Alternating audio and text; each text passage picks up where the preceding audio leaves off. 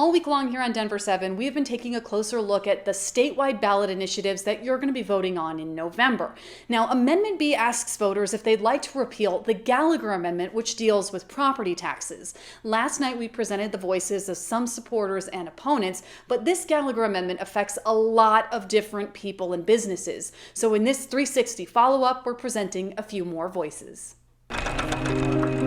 Everything's all done by hand. If the story of small businesses is the bond that holds a community together, I feel when you do it handmade, there's a certain sense of pride. Denver bookbinding is the glue. We're the only company that does what we do under one roof in a 9-state area. For 91 years, we're doing more leather work. This family business has been a staple. We do a lot of book restorations, a lot of Bible restorations. We get things that are worth nothing on paper, but worth a lot in a family. This year, business hasn't been as good. Along with COVID-19, things are going digital these days. We're waiting for the die plate to come in. And co-owner Gail Lindley says property taxes aren't helping. Taxes went up $12,000 just between last year and this year. The increase is thanks to a 4-decade-old law known as the Gallagher Amendment. On November 3rd, voters will be asked to make the biggest change to Colorado's property tax structure in decades by repealing it. On the ballot for this Denver 7 360, a business group, a former state lawmaker, Denver bookbinding, and a homeowner.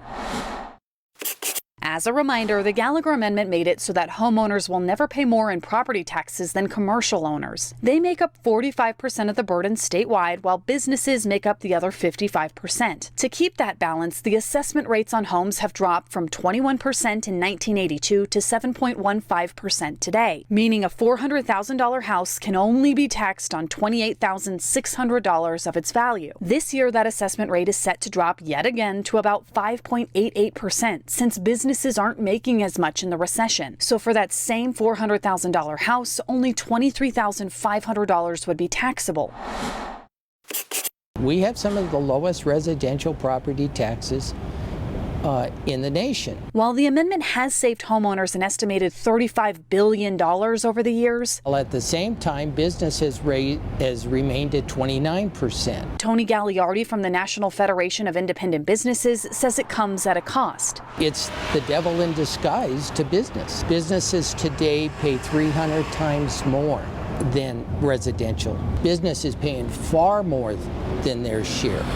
Some are closing down completely, like Racine's, which cited its $73,000 property taxes as a factor. And Gallagher has outlived its usefulness. So we're asking the citizens of Colorado a favorable vote to repeal it. Gagliardi insists that while a repeal will ease the burden on businesses, it's not a tax increase. I want that message out there loud and clear.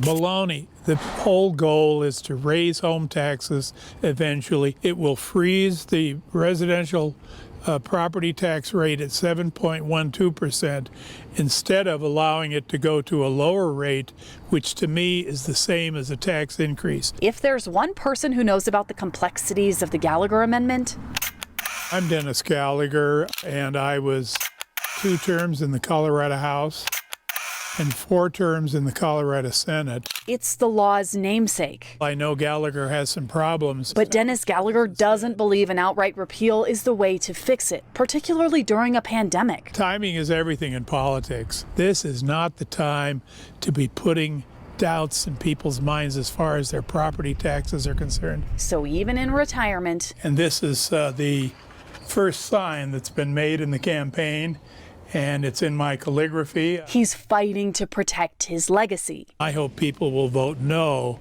on Amendment B. After more than half a century in the same spot, when the city and county of Denver presented us a tax bill of $50,000, we couldn't do it. Denver bookbinding was forced to relocate 7 years ago. This building on West 47th Avenue has been their new home ever since. This is a 50 states travel journal that we're doing for a company. But problems have a habit of finding their way back to you. 7 years ago, taxes started off at $13,000 a year, and currently the tax bill is $54,000. So once again, We're looking to move. We can't sustain the taxes in Denver, and it has been so stressful. I just think it's a shame that something that's got a Denver name on it can't stay in Denver because the costs are so outrageous. they're hoping voters will choose to repeal Gallagher for the sake of small businesses. We're not Amazon, we're not Walmart, we're Denver Bookbinding, and we want to stay. So here's your assessed value.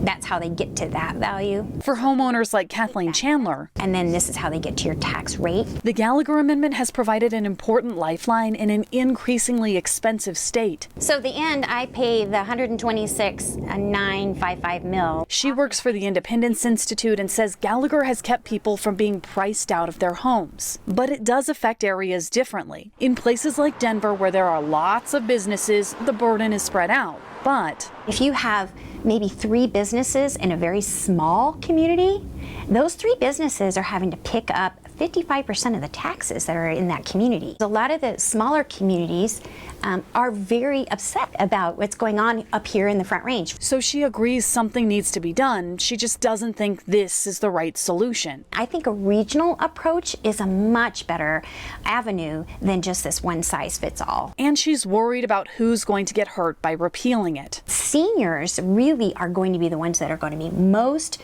hardest hit. For nearly 40 years, the Gallagher Amendment has helped Colorado residents. Those same residents will now vote on its fate. A fate that could affect businesses, schools, fire districts, and more around the state for years. For a closer look at the arguments for and against Amendment B, otherwise known as the Gallagher Amendment repeal, go to our website, thedenverchannel.com, and click on the Election tab. I'm Megan Lopez.